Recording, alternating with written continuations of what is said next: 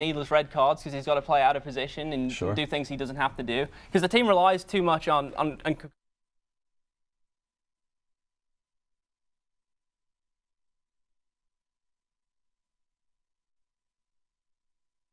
This week on Hitting the Field, we have a lot to talk about.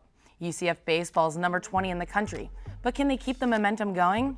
Number 16, UMBC kept the madness going and beat number 1 seeded Virginia in a huge upset.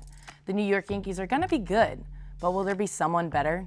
And Tiger Woods has 2 top 5 finishes in his last tournament. Are we seeing the resurgence of Tiger? The debate starts now.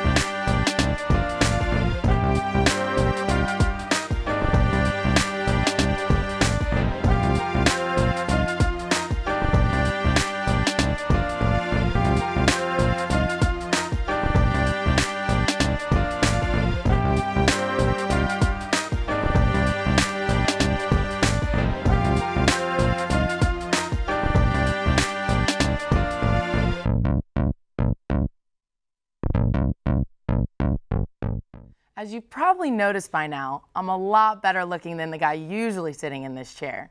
I'm Jessica Herman, and I'll be your host for today's show and next year's too. Joining me is Anthony Abruzzo and Armand Sardui. The UCF baseball team has shown time and time again that they can compete with the best. They've swept number 1 Florida and then beaten number 15 Virginia to start the year. But they've also struggled with the likes of Siena and Sanford. Can this team make it all the way to the College World Series? Let's start with you, Ant.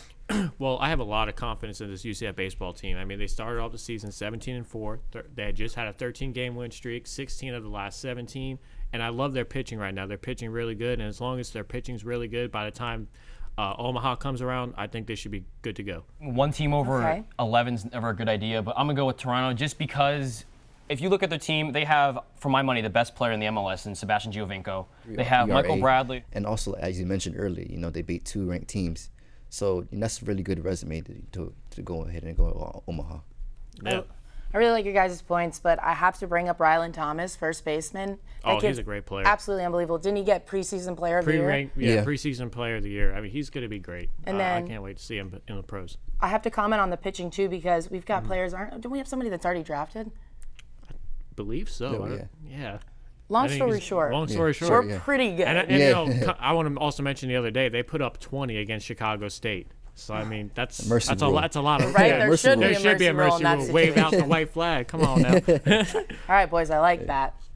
The women's basketball season came to an end on Sunday in a loss to Alabama in the second round in the WNIT. With the loss, college basketball at UCF is done for the year. The men's team struggled with injuries and didn't receive a postseason invitation. Looking ahead, which of the 2 UCF basketball teams is better equipped to make a deep tourney run next year?